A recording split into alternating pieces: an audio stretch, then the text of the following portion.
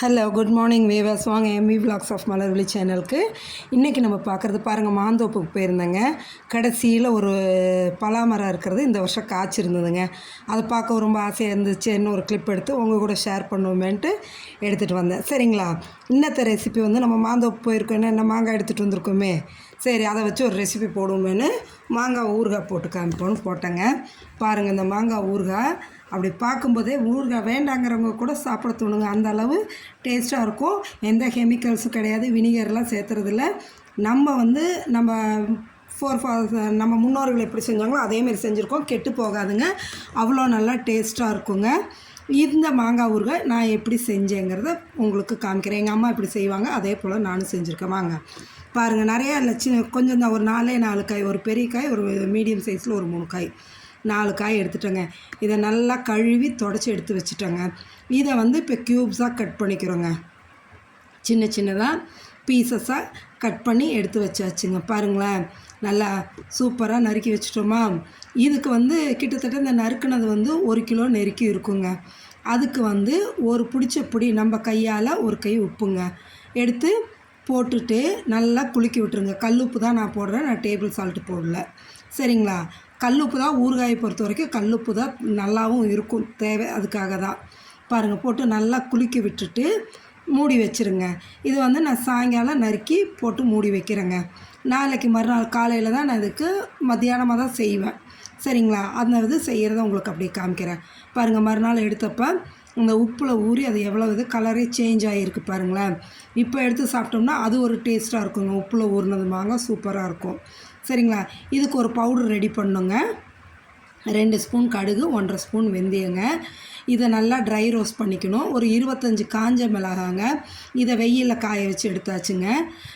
இது வெந்தயத்தையும் கடுகையும் தான் எண்ணெய் ஊற்றாமல் வெறும் வானல்லே வறுத்து எடுக்கணுங்க. மிளகாய் வெயிலில் காஞ்சதே போதும், நல்லா நொறுங்கி வந்துடும். சரிங்களா, நான் தனி மிளகாத்தூள் போட மாட்டேங்க, இப்படி தான் செய்வேன். ஏன்னா எங்கள் அம்மா இப்படி தான் ஊறுகாய் ப்ரிப்பேர் பண்ணுவாங்க. அதை பார்த்துட்டு நான் அதேமாரி தான் செய்வேன். சரிங்களா, இரும்பு வானல் இல்லைங்க, இது இண்டாலியம் வானல். நல்லா கெட்டியான வானலாக அடிக்கான உள்ள வானலாக எடுத்துக்கோங்க. அதுதான் இந்த ஊறுகாயெல்லாம் செய்கிறதுக்கு பெஸ்ட்டுங்க. பாருங்கள், இந்த உளுந்தும் கடுகும் போட்டு நல்லா வறுத்து எடுத்துருங்க. ட்ரை ரோஸ்ட் பண்ணி எடுங்க. நல்லா அந்த வெந்தயத்தோட கலர் சேஞ்ச் ஆகும். அந்த உளுந்து உளுந்துங்கிற கடுகு நல்லா பொரிஞ்சு வரும். அப்போ நம்ம எடுத்துடணுங்க. கருக விட்றாதீங்க. இந்த ஊறுகாய்க்கே ஸ்பெஷல் பவுட்ரு இது தான். நல்ல வாசனை கொடுக்குறது இந்த வெந்தயத்தோட இது தாங்க. கருகுச்சுன்னா அந்த டேஸ்ட்டே மாறிடும். கருக விடாமல் கரெக்டாக வறுத்து எடுத்துருங்க. எடுத்து ஒரு பிளேட்டில் கொட்டி வச்சுட்டுங்க. பாருங்களேன், அந்த ஊறின காயில் அந்த உப்போட சேர்ந்து கலந்து வச்சதில் கீழே தண்ணி இருக்கும்.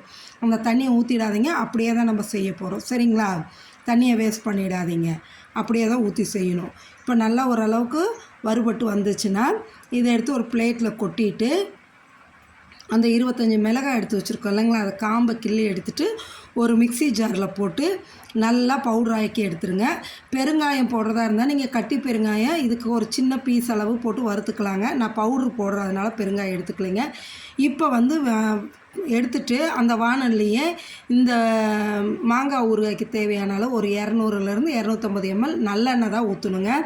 நல்லெண்ணெய் தான், ஊறுகாய்னா நல்லெண்ணெய் தான். சரிங்களா, அந்த எண்ணெய் காயத்துக்குள்ளே நம்ம மிக்சியில் போட்டு இதை பவுடர் ஆக்கிட்டோம். பாருங்கள், மிளகாய், வெந்தயம், கடுகு பவுடர் ஆக்கிட்டு அதுலேயே பெருங்காயத்தூளும் மஞ்சத்தூளும் போட்டு இன்னொரு தடவை மிக்ஸி ஓட்டி எடுத்துட்டோன்னு வைங்களேன், எல்லாம் கரெக்டாக மிக்ஸ் ஆகி வந்துடுங்க.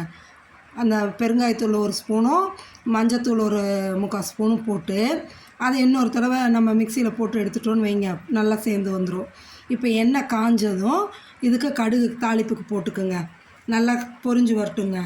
பொரிஞ்சு வரும்போது நல்லா பொரிஞ்சு வரையில் என்ன பண்ணிடுங்க, ஃப்ளேமை மீடியமில் வச்சுடுங்க. மீடியமில் வச்சுட்டு தான் நம்ம இந்த மாங்காய் அந்த பவுடர் எடுத்து கொட்டணுங்க. பாருங்களேன், அப்படியே மிக்ஸி ஜாரில் போட்டோம்ல, அந்த பவுடர் அப்படியே எண்ணெயில் கொட்டிடணுங்க. கொட்டிட்டோன்னா அந்த கருகாமல் அந்த ஸ்மெல் கரெக்டாக மெயின்டைன் ஆகுங்க. கொட்டிட்டு அடுத்தது உடனே அந்த மாங்காயை தண்ணியோடு எடுத்து ஊற்றிடுறோங்க. ஊற்றி அடி பிடிக்காமல் கிளறணுங்க. அடி பிடிக்கக்கூடாது. இதுக்கப்புறம் நீங்கள் ஃபுல் ஃப்ளேம் வச்சுக்கலாம். சரிங்களா, அந்த பவுட்ரு போடும்போது மாங்காய் போடும்போது தான் ஃப்ளேமை குறைக்க சொன்னது. அப்படி பொங்கி வரும், அதுக்காக. இப்போ போட்டு கிளறுங்க. அதிகபட்சம் ஒரு 5 மினிட்ஸ் அடுப்புலையே இருக்கட்டுங்க. இருக்கட்டும். அப்படியே கிளறி மட்டும் விடுங்க. அடி பிடிச்சிடக்கூடாது. அடி பிடிக்காது இருந்தாலும் நம்ம கிளறி விட்டுறணுங்க. இப்போ இந்த கலரில் இருக்கு இல்லைங்க, ஒரு 5 மினிட்ஸ் கழித்து பாருங்கள். ஒரு 2 கொதி 3 கொதி வந்ததும் எப்படி இருக்குன்னு பாருங்களேன். அப்படியே கலர் என்ன கலரில் இருக்குது பாருங்கள், சூப்பராக. இதுக்கு நான் வந்து ஃபுட் கலர் ஆட் பண்ணல, இந்த காஷ்மீரி சில்லி பவுடரும் போடலைங்க. நார்மலாக வீட்டில் யூஸ் பண்ணுற மிளகாய் தாங்க, அதை வந்து பவுட்ரு பண்ணி போட்டது தான் இது. இந்த அளவுக்கு கலர் கொடுத்துருக்கு பாருங்கள், அப்படியே சூப்பராக இருக்கும். இந்தமாரி நீங்கள் செஞ்சிங்கன்னா இதை வந்து என்ன பண்ணுன்னா, இரும்பு வானலாக இருந்தால் தான் நீங்கள் என்ன பண்ணுன்னா, இரும்பு வானலில் தாளிக்கிற மாரி இருந்தால் தாளித்ததும் உடனடியாக இறக்கி அடுப்பை விட்டு இறக்கணும், வேறு பாத்திரத்துக்கு மாற்றி வச்சுருங்க. இரும்பில் வந்து என்றைக்குமே சமைச்சிட்டு அதிலே வைக்கக்கூடாது, சரிங்களா? நான் இண்டாலியம் வானலில் தாளிச்சங்காட்டிக்கு அப்படியே அடுப்பை ஆஃப் பண்ணி வச்சுட்டேங்க. ஆறட்டுன்னு ஃபுல்லாக ஆறட்டுன்னு விட்டு சாயங்காலத்துக்கு மேலே பார்த்தா நல்லா ஆறி இருந்தது. அதுக்கப்புறமா அதை ட்ரான்ஸ்ஃபர் பண்ணோம். ஒன்றே ஒரு கண்ணாடி பாட்டில்லையோ இல்லாட்டி ஒரு செராமிக் இதில் பீங்கான் இது இருக்கும் இல்லைங்களா, அதுலேயே எடுத்து வச்சுருங்க. எடுத்து வச்சிட்டிங்கன்னா அவ்வளவு சூப்பராக, நானே சொல்ல எனக்கு எச்சு வாய் ஊறுதுங்க. அவ்வளோ சூப்பரான மாங்காய் ஊறுகாய் ரெடிங்க. அப்படியே ஆறுனதுக்கப்புறம் எடுத்து வச்சாச்சுங்க. இதை என்ன பண்ணுங்கன்னா, போட்டதும் ஒரு 2 நாளைக்கு என்ன பண்ணுங்க, மேலே ஒரு வெள்ளை துணியை போட்டு கட்டி வெயிலில் வச்சு எடுத்துருங்க.